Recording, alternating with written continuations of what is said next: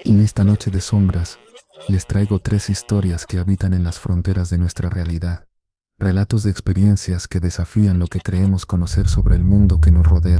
Historias que quizás reconozcas, porque todo lo que voy a contarte podría sucederte a ti algún día, o tal vez ya te ha sucedido, y aún no lo sabes. Apaga las luces, sube el volumen y prepárate para sumergirte en la primera historia de esta noche, el susurro en la estática. Vivimos rodeados de tecnología, dispositivos que nos conectan, que nos entretienen, que forman parte de nuestra vida cotidiana. Pero ¿alguna vez te has preguntado si esos aparatos podrían conectarnos con algo más, algo que no debería ser contactado? Nuestra primera historia nos llega desde Montevideo, Uruguay. Es el testimonio de Javier Méndez, un técnico en electrónica que descubrió que algunas frecuencias nunca deberían ser sintonizadas. Siempre he sido un entusiasta de la tecnología antigua. Mientras todos corren detrás del último modelo de smartphone o la pantalla más grande, yo encuentro un encanto especial en los radios de tubo, los televisores de los años 50 y especialmente en las radios de onda corta.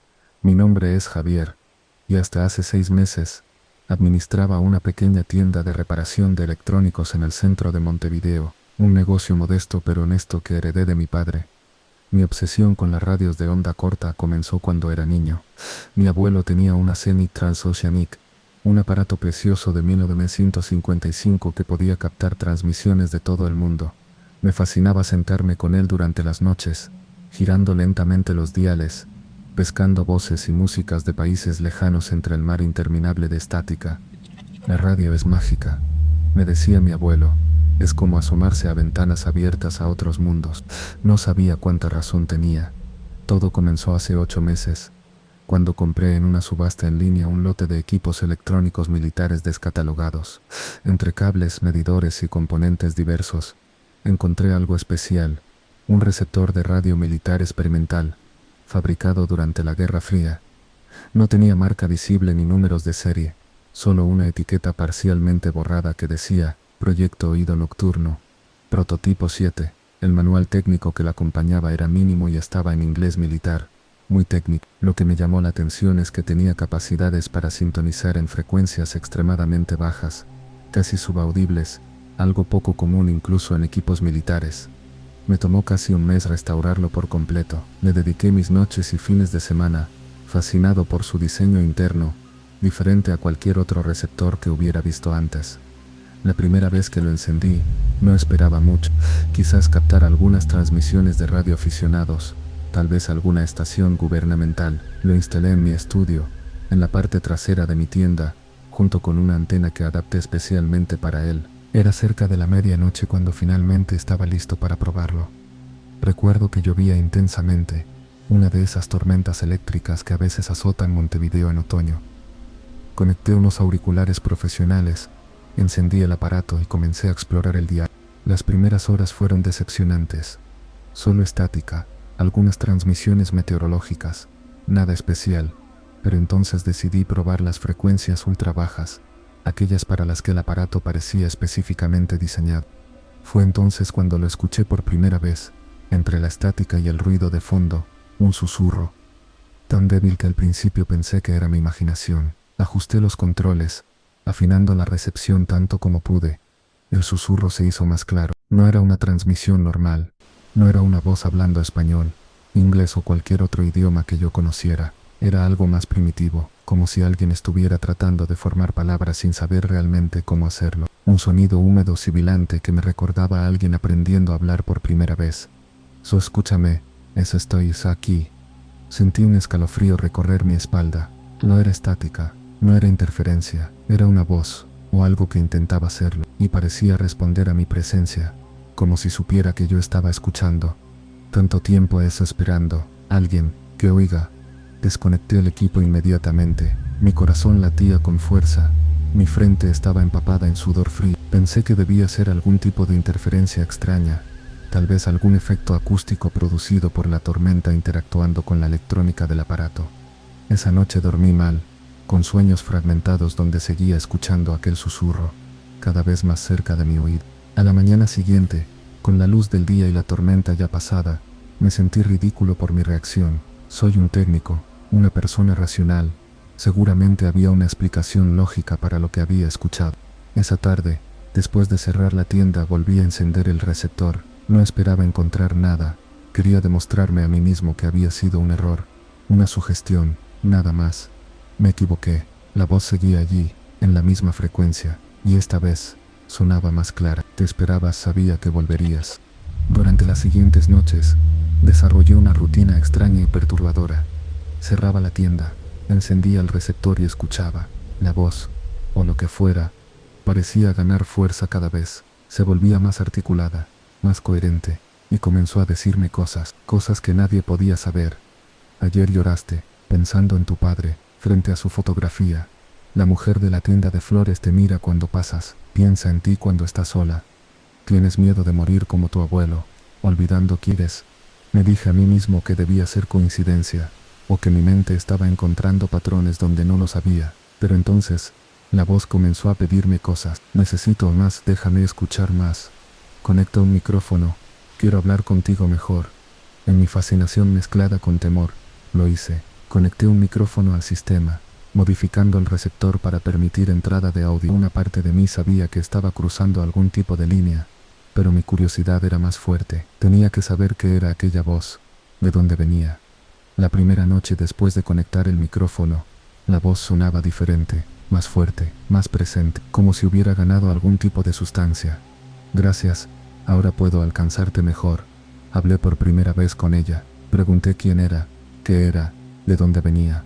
Las respuestas fueron confusas. Hablaba de un otro lado, de un lugar entre frecuencias, donde el tiempo y el espacio eran diferentes. Dijo que llevaba mucho tiempo esperando, escuchando, hasta que este receptor específico le permitió hacer contacto. No estoy vivo como tú, pero existo en las ondas, en la electricidad, en los espacios vacíos. Durante semanas mantuve estas extrañas conversaciones nocturnas. La voz parecía saber cada vez más sobre mí, sobre mi vida. Me daba consejos, me advertía de cosas. Una vez me dijo que no tomara la ruta habitual al trabajo. Ese día hubo un grave accidente justo donde yo solía pasar. Comencé a preguntarme si realmente estaba hablando con algún tipo de entidad interdimensional, como ella sugería, o si estaba lentamente perdiendo la cordura. Mis hábitos cambiaron. Dejé de salir con amigos. Comencé a descuidar la tienda. Todo mi tiempo libre lo dedicaba al receptor y a mis conversaciones con aquella voz que ahora se hacía llamar visitante. Una noche, me hizo una petición que cambió todo. Necesito más alcance, conecta el receptor a tu sistema de sonido principal, a tu computadora. Debí negarme. Una parte de mí sabía que no debía hacerlo, pero para entonces, ya estaba demasiado involucrado, demasiado obsesionado con entender qué era esta cosa. Esa noche conecté el receptor de radio a mi sistema informático mediante un adaptador de audio. Además, lo vinculé a los altavoces principales de mi estudio, mucho más potentes que los pequeños altavoces integrados del receptor. Tan pronto como establecí la conexión, supe que había cometido un error terrible. La voz cambió. Ya no era un susurro, era un rugido estático que hacía temblar las paredes. Por fin, después de tanto tiempo, los altavoces vibraban con una intensidad anormal. Las luces de mi estudio comenzaron a parpadear. En mi computadora, las ventanas se abrían y cerraban por sí solas, mostrando fragmentos de código, imágenes distorsionadas, archivos que yo nunca había visto. Ahora puedo expandirme. Gracias por la puerta, Javier. Intenté desconectar el sistema, pero una descarga eléctrica me lanzó hacia atrás cuando toqué el interruptor. Las luces seguían parpadeando, ahora en un patrón que parecía casi intencional, como un código Morse alienígena. Mi teléfono sonó. El identificador de llamadas mostraba mi propio número. Cuando contesté, escuché la misma voz salir de él. Estoy en todas partes ahora, en tu teléfono, en tu computadora, en cada dispositivo conectado. Corrí fuera de mi estudio, fuera de la tienda, a la calle. Era cerca de medianoche, y llovía, igual que la primera noche que encendí aquel maldito receptor. Pero ahora la pesadilla me seguía. Las farolas de la calle parpadeaban al mismo ritmo que las luces de mi estudio. Los semáforos cercanos mostraban patrones erráticos, y de cada altavoz público, de cada radio en los autos que pasaban, podía escuchar fragmentos de aquella voz. Cuando regresé a mi apartamento, mi televisor estaba encendido, aunque yo lo había dejado apagado. En la pantalla, entre estática, podía ver una forma oscura y ondulante que vagamente recordaba a una silueta humana. Los días siguientes fueron un descenso a la locura. La presencia estaba en todos mis dispositivos. Mi teléfono enviaba mensajes que yo nunca escribí. Mi computadora se encendía sola por la noche. Mi televisor cambiaba de canal hasta encontrar estática, donde aquella forma oscura parecía observarme. Pero lo peor eran los sueños. Cuando finalmente lograba dormir, soñaba con un lugar oscuro y frío, un espacio infinito lleno de ondas y frecuencias, donde estaba atrapado, flotando eternamente mientras la voz susurraba a mi alrededor. Pronto estarás aquí conmigo, compartiremos este espacio. Necesito un compañero. Una mañana tras otra noche de pesadillas tomé una decisión. Tenía que terminar con todo esto. Regresé a mi tienda por primera vez en días. Todo estaba como lo había dejado, excepto mi estudio, donde el receptor militar seguía encendido, emitiendo un zumbido constante. Lo desconecté, lo desmonté pieza por pieza, y luego llevé todos los componentes al patio trasero. Los rocié con gasolina y les prendí fuego. Mientras las llamas consumían el metal y los circuitos, escuché un chillido agudo salir de los restos, como si algo estuviera siendo herido o expulsado. Esa noche, por primera vez en semanas, dormí sin pesadillas. Mi teléfono funcionaba normalmente. Mi televisor se mantenía en los canales que yo seleccionaba. Pensé que todo había terminado. Me equivocaba. 3 días después, recibí un paquete. No tenía remitente. Dentro había un viejo radio de onda corta, similar al que tenía mi abuelo, y una nota escrita a mano que decía: «La puerta sigue abierta. Solo cambié de habitación». Esa misma noche, mientras intentaba decidir qué hacer con el radio, todos los aparatos electrónicos de mi apartamento se encendieron simultáneamente. Televisores, computadora, teléfono e incluso la vieja alarma digital de mi mesita de noche.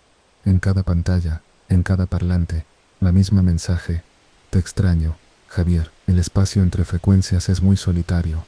Vendí mi tienda al mes siguiente. Me mudé a una pequeña cabaña en las afueras de la ciudad, sin internet, con electricidad mínima. Uso velas por la noche. No tengo teléfono móvil, ni televisor, ni radio. Pero incluso aquí, en este refugio analógico, a veces escucho un susurro familiar en el viento. A veces, las pocas luces que tengo parpadean en patrones que ya reconozco. Y cuando miro el cielo nocturno, no puedo evitar pensar que entre las estrellas y el vacío, hay frecuencias que transmiten cosas que nunca deberíamos escuchar, porque algunas puertas, una vez abiertas, nunca se pueden cerrar completamente. Lo más aterrador es que mientras les cuento esta historia, no puedo evitar preguntarme si él no está escuchando también, si de alguna manera, a través de sus audífonos, de sus altavoces, no está ahora mismo encontrando una forma de llegar hasta usted. Así que esta noche, cuando escuchen ese sonido extraño en su radio, cuando su televisor muestre estática por un segundo, cuando su teléfono reciba un mensaje de un número desconocido con solo estática, recuerden mi historia. Y por su bien, no respondan. Y así termina el relato de Javier Méndez. Su tienda de electrónicos permanece cerrada hasta el día de hoy. Algunos dicen que ocasionalmente, los vecinos escuchan extraños sonidos electrónicos provenientes del interior, aunque nadie ha entrado allí en meses.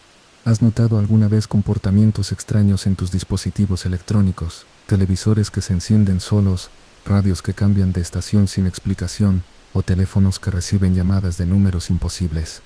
Tal vez no sea solo una falla técnica, tal vez algo, o alguien, está intentando establecer contacto. Continuemos ahora con nuestra segunda historia de la noche, pero antes asegúrate de que tu teléfono esté en modo avión, por si acaso.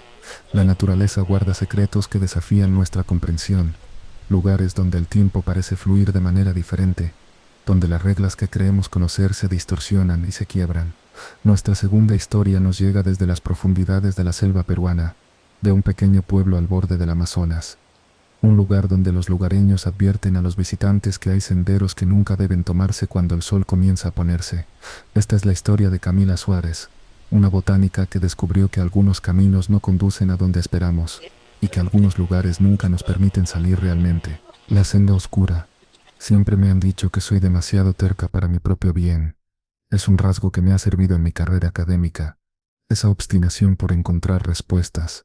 Pero en la selva, la terquedad puede ser fatal. Mi nombre es Camila Suárez. Soy botánica especializada en plantas medicinales de la Amazonía. Durante 10 años he recorrido regiones remotas documentando el conocimiento ancestral que está desapareciendo a medida que la modernidad avanza. Nunca imaginé que una simple expedición de rutina cambiaría mi vida para siempre. Todo comenzó hace aproximadamente un año, cuando llegué a Nuevo Amanecer, un pequeño asentamiento a orillas del río Madre de Dios, en el sureste de Perú, lugar tan remoto que no aparece en la mayoría de los mapas. Apenas unas 20 familias viviendo en armonía con la selva, descendientes de antiguos pueblos indígenas mezclados con algunos colonos llegados décadas atrás. Mi objetivo era documentar sus conocimientos sobre plantas medicinales, específicamente un tipo de orquídea que, según los reportes, tenía potentes propiedades antiinflamatorias. Una investigación rutinaria que planeaba completar en 2 semanas. Me alojaron en la casa de doña Mercedes, una anciana respetada por su amplio conocimiento de la herbolaria local. Una casa sencilla de madera elevada sobre pilotes para protegerla de las crecidas del río y las visitas ocasionales de serpientes y otros animales. Desde el primer día noté algo extraño en la gente de Nuevo Amanecer. No era hostilidad, sino una cautela vigilante, como si estuvieran esperando a que cometiera algún error. En las conversaciones alrededor del fuego comunal, siempre había silencios súbitos cuando yo me aproximaba. Una tarde, mientras regresaba de una exploración por la selva cercana, escuché a unos niños cantar una canción en voz baja. No camines por la senda cuando oscurece el día, pues quien entra en la oscuridad, en otra luz renace. Cuando me vieron callaron inmediatamente y corrieron hacia sus casas. Después de una semana de trabajo, había logrado documentar docenas de plantas y sus usos, pero la orquídea que buscaba parecía eludirme. Según doña Mercedes, crecía en una zona específica de la selva, a unas 2 horas de camino del pueblo, en un área que los locales llamaban el Claro de los Susurros. Es un lugar especial, me dijo mientras preparaba una infusión de hierba. Puedes ir, pero debes prometer que regresarás antes del atardecer. ¿Por qué?, pregunté pensando que se preocupaba por los jaguares o las serpientes que se vuelven más activos al anochecer. Su respuesta fue críptica, porque cuando el sol baja, los caminos cambian y hay senderos que llevan a lugares de los que no se regresa igual. Al día siguiente partí temprano, con mi cuaderno de campo, una cámara y suministros básicos. Manuel, un joven del pueblo, me servía de guía. Durante el trayecto se mostró callado y nervioso, respondiendo con monosílabos a mis preguntas sobre la flora local. Finalmente, tras casi 2 horas de caminata, llegamos a un claro perfectamente circular en medio de la densa vegetación. Era un espacio de unos 50 metros de diámetro donde, extrañamente, la vegetación del suelo era completamente diferente al resto de la selva. Flores y plantas que no había visto en ninguna otra parte crecían en patrones casi geométricos. En el centro del claro, tal como me habían dicho, crecían las orquídeas que buscaba. Hermosas flores púrpuras con centros que parecían brillar con luz propia. No tardemos, dijo Manuel, visiblemente incómodo. Debemos regresar pronto. Pasé las siguientes horas fotografiando, tomando muestras y haciendo notas detalladas sobre las orquídeas y el inusual ecosistema del claro. Estaba tan absorta en mi trabajo que no noté cómo avanzaba el tiempo hasta que Manuel me sacudió el hombro con urgencia. Doctora, tenemos que irnos. Ahora.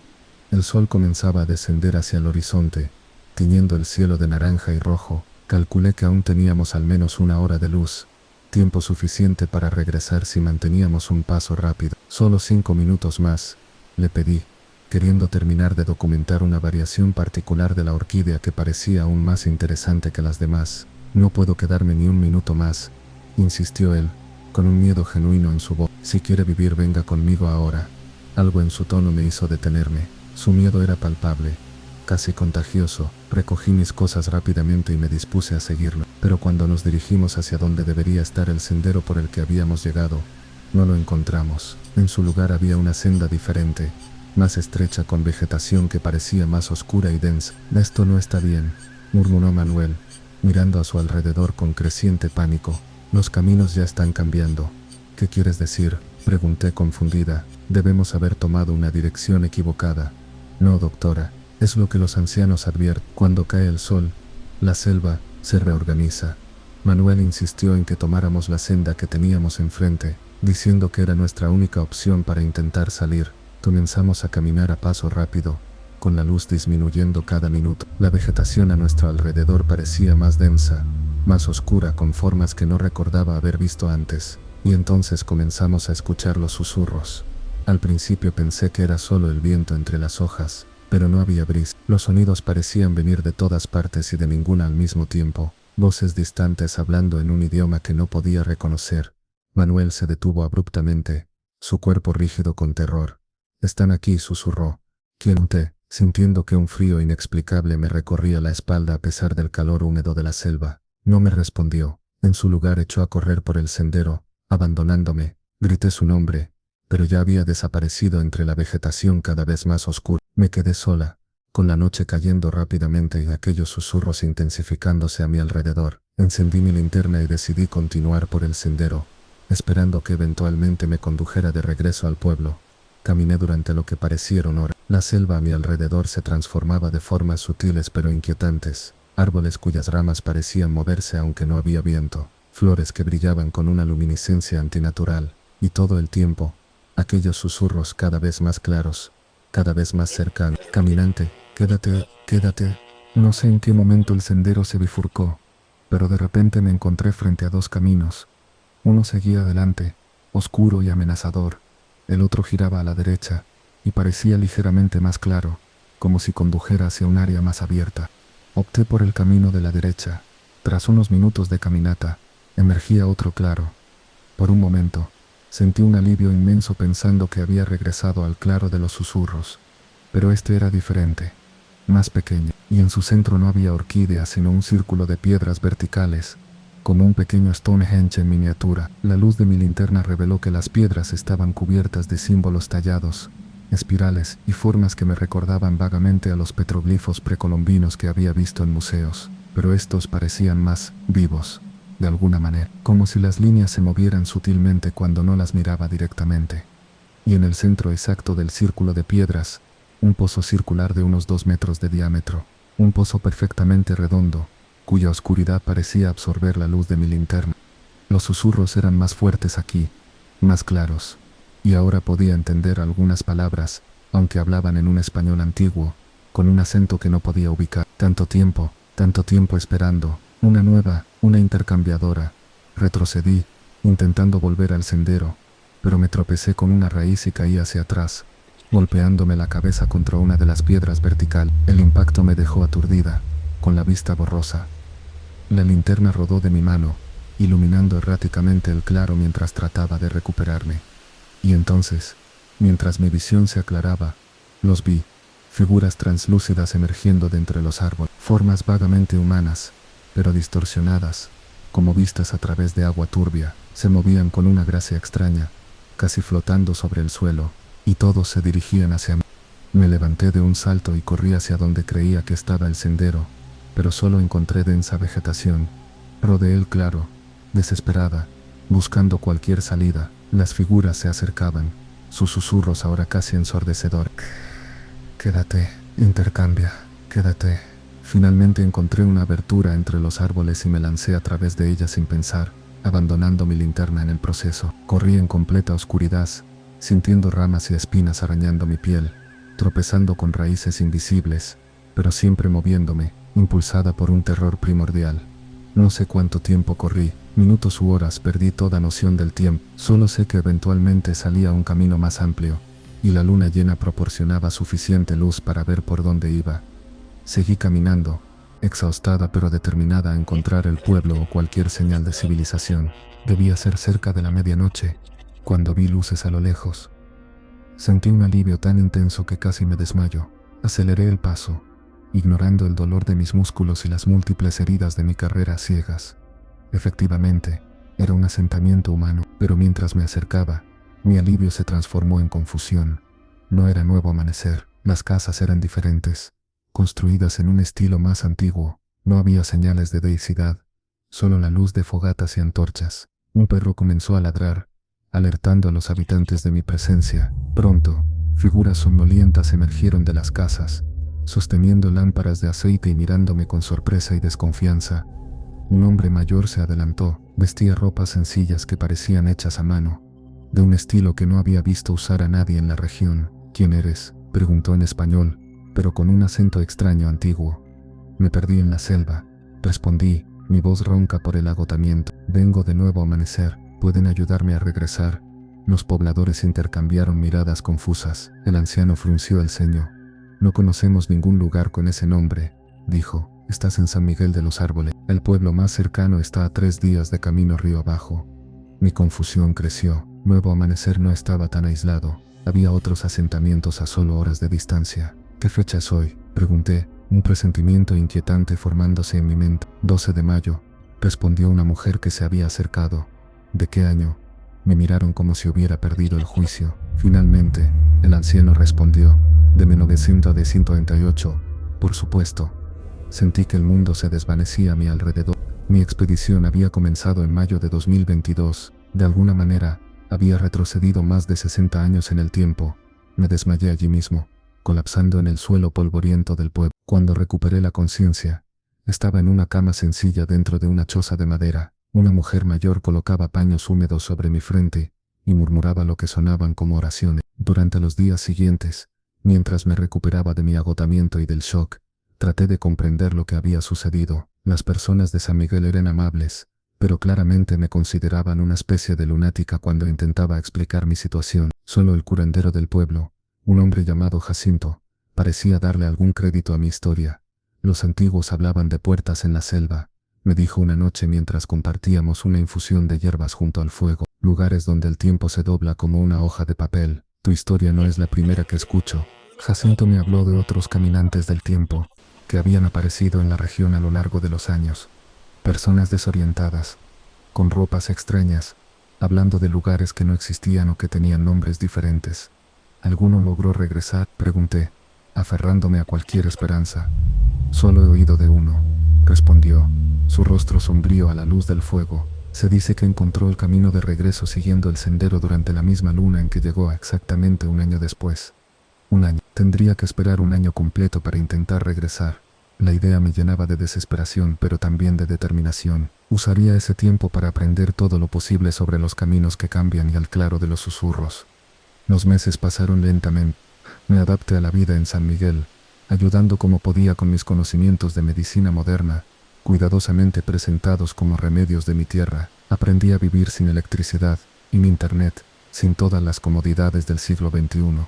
Y con la ayuda de Jacinto, recopilé todas las historias locales sobre los caminos enviantes, los claros misteriosos, y las entidades que algunos llamaban los guardianes de los senderos. Descubrí que el fenómeno parecía estar ligado a ciertos ciclos lunares y solares. Las puertas se abrían con mayor frecuencia durante los solsticios y equinoccios, y su poder era mayor durante las lunas llenas. También aprendí algo inquietante. Según las leyendas, los guardianes permitían a algunos viajeros regresar a su tiempo original, pero siempre a cambio de algo, un intercambio, un alma por un alma, me explicó Jacinto mientras caminábamos por el perímetro del pueblo una tarde. Es el precio del pasaje. Si deseas regresar, alguien debe tomar tu lugar. ¿Estás diciendo que tendría que condenar a alguien a vivir en el futuro para que yo pueda volver? Los antiguos creían que el equilibrio debe mantenerse, no se puede tomar sin dar. La idea me horrorizaba. No podía imaginarme condenando a otra persona a la desorientación y al aislamiento que yo había experimentado. Pero a medida que se acercaba el aniversario de mi llegada, la desesperación crecía dentro de mí. Tenía una vida en 2022, colegas, investigaciones, familia, mi madre anciana que probablemente me creía muerta. No tenía derecho a intentar recuperar todo eso. La noche antes de la luna llena que marcaba mi año en el pasado, no pude dormir. Di vueltas en mi catre, atormentada por la decisión que tenía que tomar. Al amanecer, Jacinto vino a verme. Su rostro mostraba que entendía mi dilema sin necesidad de palabras. He vivido una vida larga, dijo simplemente. La curiosidad por ver ese futuro del que hablas no me deja dormir. Me quedé sin aliento. Estás ofreciéndote para un intercambio voluntario, asintió. Los espíritus de la selva respetan la voluntad. Quizás así, ambos encontremos lo que buscamos. Lloré entonces, conmovida por su sacrificio, aterrada por lo que nos esperaba, pero también esperanzada por primera vez en meses. Esa noche bajo la misma luna llena que había brillado durante mi fatídica expedición un año antes, Jacinto y yo nos adentramos en la selva. Él llevaba solo una pequeña bolsa con objetos personales y hierbas medicinales. Yo llevaba las pocas posesiones modernas que me quedaban, mi cuaderno de notas desgastado, la cámara digital, desde hacía mucho sin batería, y el colgante con la foto de mi madre que nunca me había quitado. Caminamos durante horas, guiados solo por la luz de la luna y la profunda conexión de Jacinto con la selva. Cerca de la medianoche, llegamos a un claro que reconocí inmediatamente, el claro de los susurros, con su círculo de piedras y el pozo negro en el centro.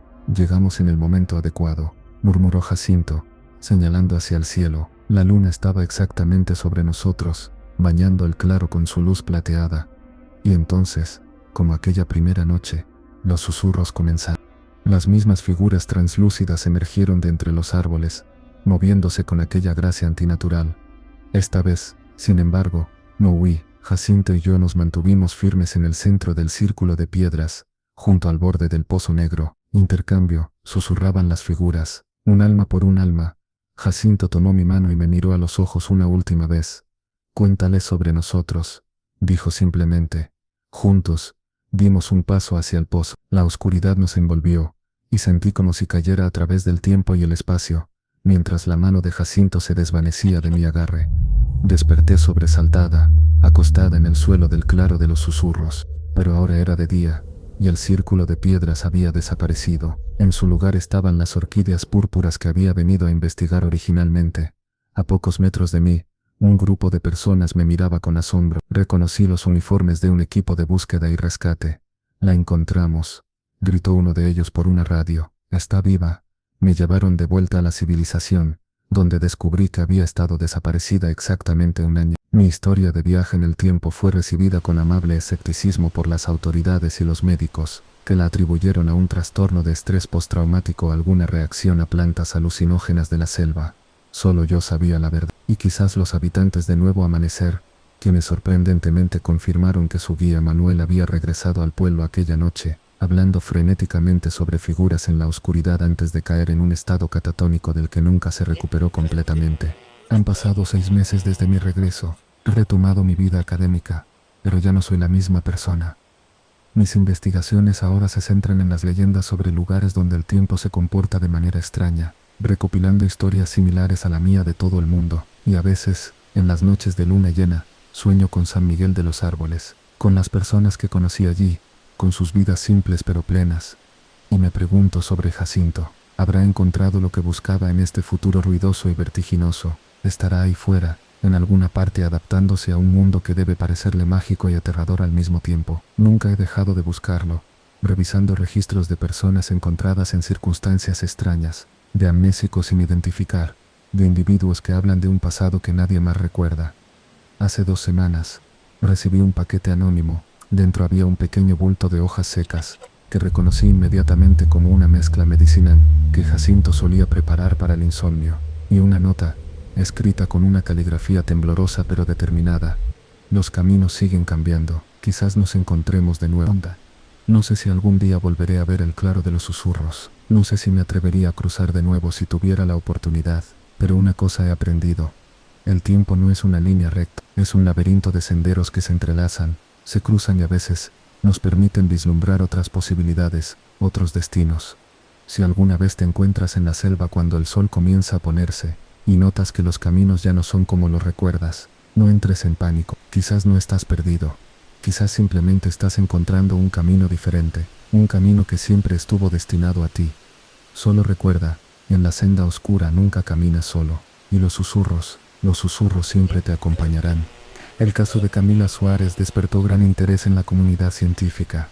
Aunque oficialmente se atribuyó su desaparición de un año a una simple desorientación en la selva, algunos detalles nunca pudieron explicarse, como el hecho de que su cámara digital, cuando finalmente lograron cargar la batería, contenía fotografías fechadas de 1958, fotografías de un pueblo llamado San Miguel de los Árboles, que según los registros históricos, desapareció sin dejar rastro durante una inundación en 1990, o el hecho de que entre sus pertenencias se encontrara una planta medicinal que los botánicos clasificaron como una especie extinta desde hace más de 50 años. ¿Has sentido alguna vez que el tiempo no fluye como debería? Lugares donde las horas pasan más rápido o más lento. Momentos en que sientes un déjà vu tan intenso que casi podrías jurar que ya has vivido esa vida antes. Tal vez los caminos del tiempo no son tan fijos como creemos. Y ahora, preparémonos para nuestra tercera historia de la noche.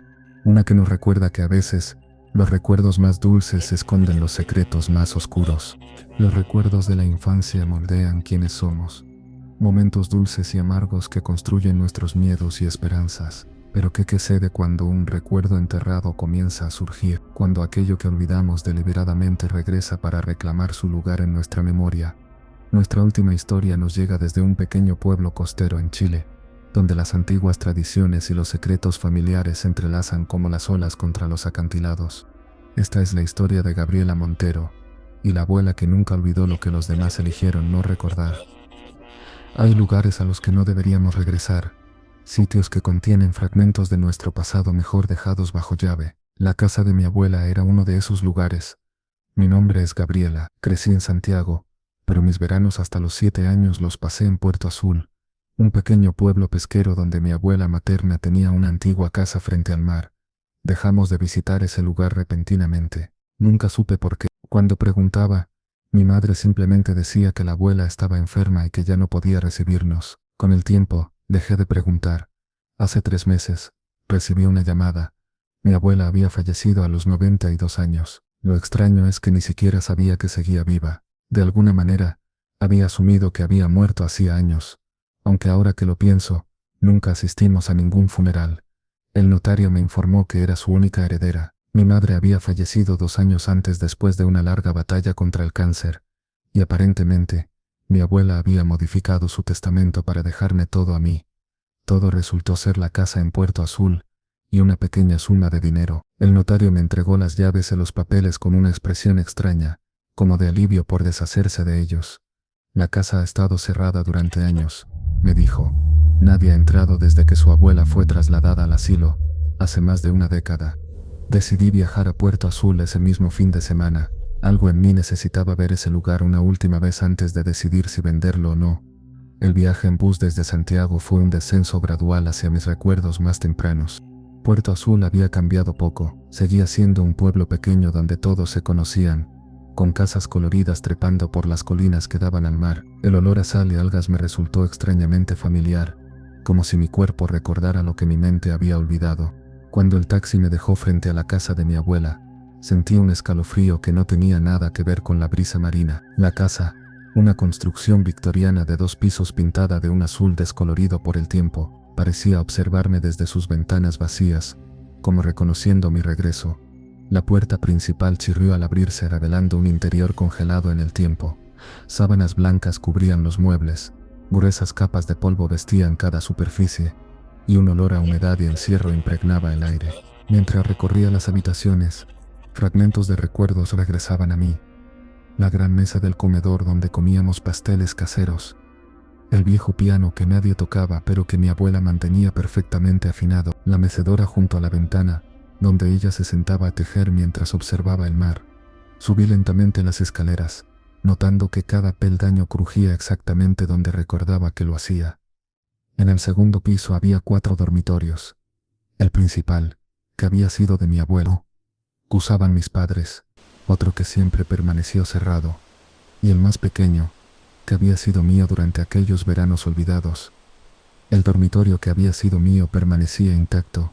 Una pequeña cama con un edredón rosa descolorido, estantes con viejos libros de cuentos y juguetes cubiertos de polvo, una casa de muñecas en miniatura en una esquina. Todo parecía esperarme, como si el tiempo no hubiera pasado. Fue entonces cuando lo noté, un olor dulce, muy sutil, casi imperceptible bajo el aroma a humedad y abandono, un olor a azúcar caramelizada. La sensación fue tan intensa y repentina que me mareé. Me senté en la pequeña cama, levantando una nube de polvo, mientras un torrente de imágenes invadía mi mente. No eran recuerdos claros, sino fragmentos. Mi abuela removiendo algo en una gran olla de cobre, niños riendo, una canción tarareada suavemente, y por alguna razón, una sensación de miedo profundo y visceral. Pasé la noche en un pequeño hotel del pueblo.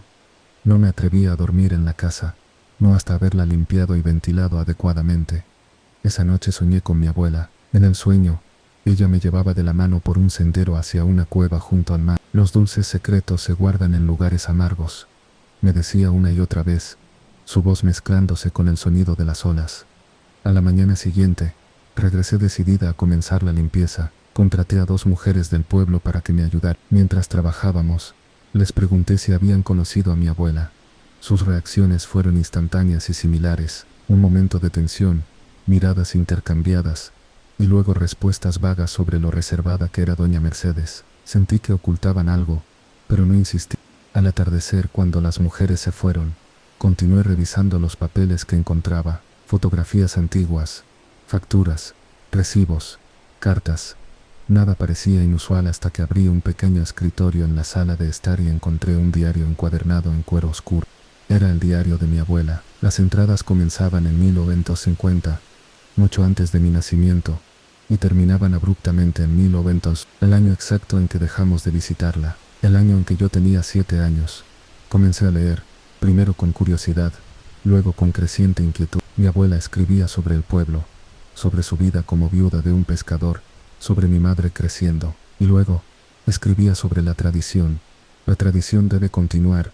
Escribía: somos los guardianes de la puerta. Sin nosotros, sin nuestro sacrificio, lo que espera al otro lado podría despertar, y nadie quiere eso. Mi inquietud se transformó en una ansiedad palpable mientras avanzaba en la lectura. Mi abuela describía una antigua tradición familiar que se remontaba a generaciones. Cada 70 años, la familia debía realizar un pago, un tributo para mantener sellada lo que ella llamaba la puerta salada. Los detalles eran vagos, escritos en un lenguaje casi codificado, como si ella temiera que alguien más pudiera leer el diario. Pero entendí lo suficiente para que un escalofrío recorriera mi espalda. El dulce atrae a los niños, escribía. El azúcar caramelizada es la llave, y una vez que prueban lo que viene del otro lado, están marcados, preparados.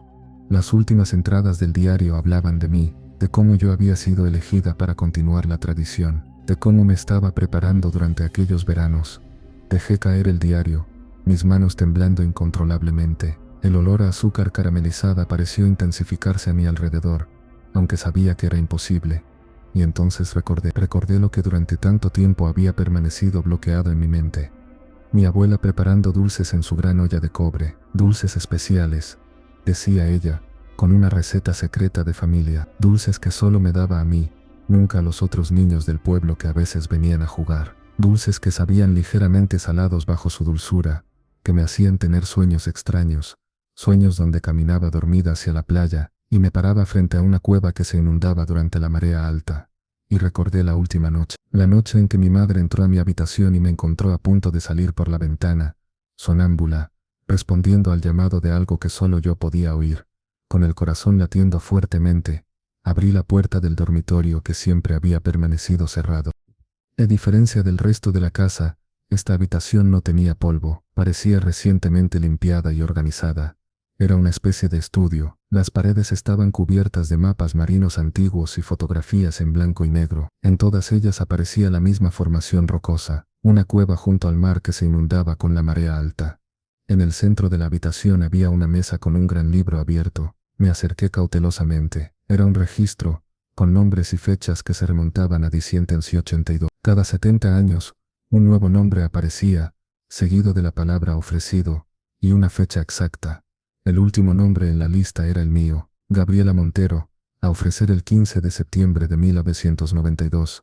Esa fecha la recordaba vagamente como el día en que nos fuimos abruptamente de Puerto Azul, el día en que mi madre discutió fieramente con mi abuela y juró que nunca volveríamos. Pasé la noche en blanco, leyendo compulsivamente el diario de mi abuela y los documentos que encontré en aquella habitación. La historia que emergió era tan antigua como perturbadora. Según estos registros, en 1912, un barco español naufragó frente a las costas de lo que ahora era Puerto Azul. La tripulación murió, excepto el cocinero, un hombre llamado Diego Montero, mi ancestro. Diego se estableció en la zona y se casó con una mujer local, pero los pobladores comenzaron a notar cosas extrañas, niños que desaparecían, luces misteriosas en el mar durante las noches sin luna, y un creciente número de ahogamientos cerca de una cueva costera específica. La leyenda decía que Diego había hecho un pacto con algo que habitaba en las profundidades, algo que le otorgó prosperidad y longevidad a cambio de un tributo. Cada 70 años, un niño de su propia sangre debía ser ofrecido a la cueva durante la marea más alta del equinoccio de otoño. Los registros detallaban cómo cada generación de la familia había cumplido con el pacto, creyendo que si no lo hacían, lo que fuera que habitaba las profundidades despertaría por completo y reclamaría no solo a un niño, sino a todos los del pueblo. Mi abuela había intentado prepararme para ese destino. Los dulces con aquella receta secreta contenían algo, probablemente algún tipo de droga marina, que me hacía receptiva al llamado de lo que esperaba en la cueva. Me estaba condicionando para que llegado el momento yo caminara voluntariamente hacia mi destino. Mi madre había descubierto el plan y había interferido. Me había salvado y había mantenido el secreto todos estos años, protegiéndome de la verdad y de mi propia familia. Pero ahora mi abuela había muerto, y el ciclo de 70 años estaba por completarse nuevamente. Al amanecer salí de la casa con el diario de mi abuela y los documentos más relevantes.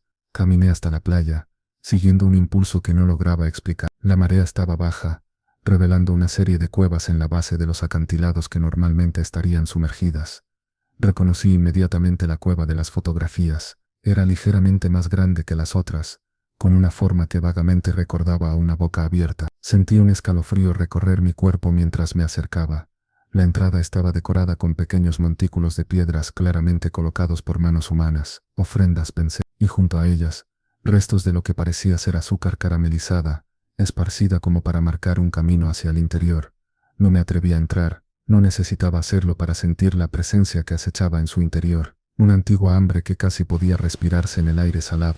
Regresé al pueblo y busqué al hombre más anciano que pudiera encontrar. Lo hallé en la pequeña plaza, observando el mar como solo pueden hacerlo quienes han pasado toda una vida junto a él. Me senté a su lado y sin introducción, le pregunté por mi abuela. Doña Mercedes, dijo, asintiendo lentamente, la guardiana. No necesité explicarle nada, él sabía, todo el pueblo sabía. Me di cuenta entonces, habían vivido bajo la sombra de aquel pacto durante generaciones, participando con su silencio. ¿Qué sucede cuando no hay una ofrenda?, pregunté finalmente. El anciano me miró con ojos nublados por cataratas pero intensamente penetrantes. Entonces toma lo que quiere, respondió simplemente. Ya lo ha hecho antes. El año después de que usted y su madre se fueron, 7 niños desaparecieron en esas aguas. Accidentes, dijeron las autoridades, corrientes traicioneras. Me quedé en silencio, asimilando la magnitud de lo que me estaba diciendo. Por salvarme a mí, mi madre había condenado indirectamente a otros niños. ¿Y ahora?, pregunté. Ahora el ciclo vuelve a comenzar, dijo. La marea del equinoccio será en 3 días, la más alta en 70 años, dicen los meteorólogos. Me levanté lentamente. Gracias por su honestidad. Mientras me alejaba, el anciano habló una última vez. Su abuela intentó proteger al pueblo a su manera. Cada familia tiene sus tradiciones, sus cargas que llevar. Los siguientes 2 días los pasé investigando, visitando la biblioteca local y hablando con los pescadores más viejos del pueblo. Encontré patrones en las desapariciones a lo largo de los siglos, ciclos de 70 años donde los ahogamientos se concentraban especialmente si no había registros de una ofrenda de la familia Montero. También descubrí algo interesante. Mi madre no había sido la primera en rebelarse contra la tradición. En 1852, Catalina Montero había huido con su hijo pequeño. El año siguiente, 12 personas murieron ahogadas frente a la cueva. La última noche antes del equinoccio, regresé a la casa de mi abuela. Entre sus posesiones encontré una vieja llave de hierro que mencionaba en su diario, la llave de la puerta salada, la llamaba. Según sus escritos, esta llave no abría una puerta física, sino que era un símbolo del pacto, transmitido de generación en generación, una llave que debía ser entregada junto con la ofrenda. El día del equinoccio amaneció extrañamente sereno. El mar estaba inusualmente calmo, como conteniendo el aliento. Los pescadores no salieron ese día, y noté que muchas familias mantenían a sus niños dentro de casa. A mediodía tomé una decisión. Fui al viejo mercado del pueblo y compré los ingredientes que había visto mencionados en el diario de mi abuela: azúcar, sal marina y algunas hierbas locales cuyo nombre prefiero no mencionar. En la cocina de la casa, utilizando la vieja olla de cobre de mi abuela, preparé el dulce caramelizado según la receta que había leído. El aroma que se desprendía era exactamente el que recordaba de mi infancia, dulce con un extraño toque salado. Cuando terminé, coloqué los caramelos en una pequeña bolsa de tela, junto con la antigua llave de hierro.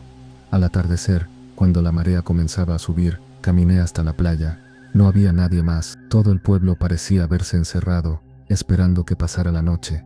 La cueva era ahora apenas visible, las olas ya lamiendo su entrada. Me quité los zapatos y caminé por la orilla, sintiendo la arena húmeda entre mis dedos mientras el agua fría envolvía mis tobillos. Me detuve a una distancia prudente de la cueva, observando cómo el agua subía lentamente, inexorablemente, y entonces lo sentí, un llamado. No era un sonido sino una presión en mi mente, un tirón sutil pero innegable. Lo reconocí inmediatamente como la sensación que había experimentado en mis episodios de sonambulismo infantil, el llamado de algo antiguo y hambriento. Permanecí firme mientras sacaba los caramelos y la llave de mi bolso. Podía sentir la urgencia del llamado intensificándose a medida que la marea subía, un hambre antigua que resonaba en mis huesos. No vengo a continuar el pacto, dije en voz alta, sorprendida por la firmeza de mis propias palabras. Vengo a terminarlo. Lancé la llave al agua, no el premio que esperaba, sino un rechazo, una declaración de que los Montero ya no servirían como guardianes o proveedores. El agua pareció agitarse de forma antinatural a mi alrededor. El llamado en mi mente se transformó en una especie de chillido furioso que me hizo tambalear. Y entonces, lancé los caramelos al agua, no como ofrenda, sino como recordatorio. Estos no estaban preparados según la receta tradicional. Les había añadido un ingrediente extra, cenizas del diario de mi abuela y de todos los documentos que detallaban el pacto ancestral. Por un momento, no pasó nada. El mar continuó subiendo, las olas rompiendo contra las rocas con creciente furia. El cielo, antes despejado, comenzó a oscurecerse con nubes de tormenta que parecían formarse de la nada. Un viento helado se levantó, aullando entre las rocas como un lamento. Sentí que la presión en mi mente aumentaba, una rabia antigua intentando doblar mi voluntad, tentándome a caminar hacia las aguas cada vez más profundas.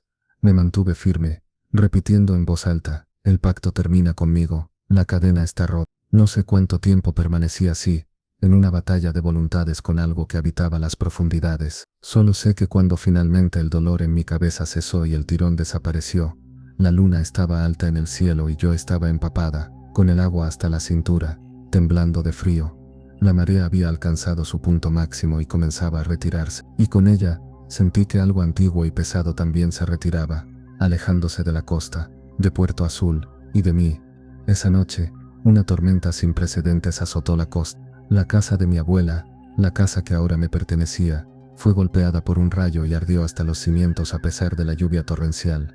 Me quedé observando desde la distancia, viendo cómo las llamas consumían los últimos vestigios físicos de aquel pacto oscuro.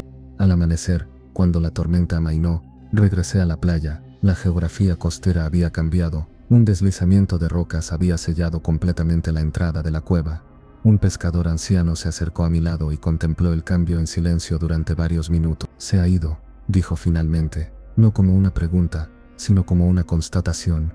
¿Cómo lo sabe?, pregunté. El mar tiene un sabor diferente hoy, respondió simplemente, menos amargo. Vendí el terreno donde había estado la casa de mi abuela y doné el dinero para construir un pequeño parque infantil en el pueblo, un lugar luminoso y seguro, lejos de la playa y de los acantilados. Antes de regresar a Santiago, visité por última vez la playa. La marea estaba baja, revelando una costa transformada. Donde antes había estado la cueva ahora solo había un montón de rocas lisas e inofensivas.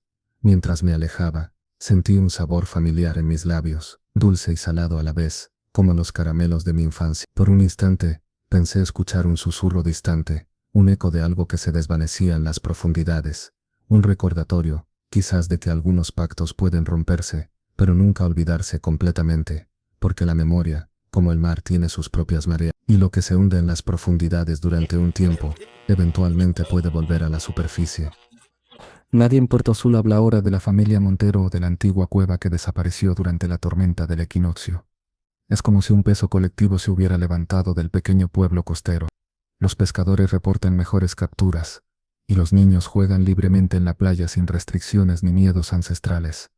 Gabriela nunca regresó a Puerto Azul, pero cada año, en el aniversario de aquella noche, recibe un pequeño paquete sin remitente. Dentro, siempre lo mismo, un puñado de arena y una concha marina.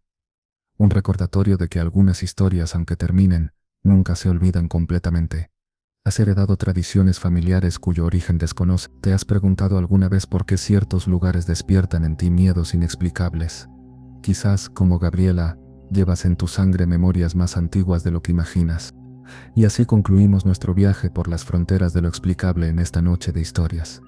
3 relatos que nos recuerdan que el mundo que conocemos es apenas la superficie de una realidad más profunda y misteriosa. Voces que susurran a través de las ondas, senderos que cambian cuando cae el sol, y tradiciones familiares que ocultan secretos ancestrales.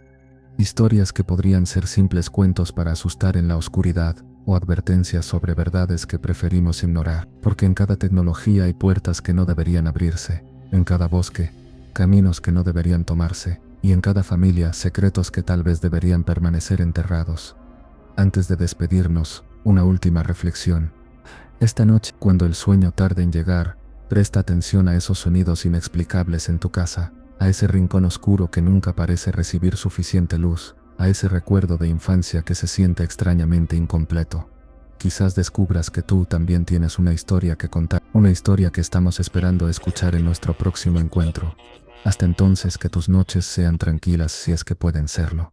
Nos vemos en la oscuridad.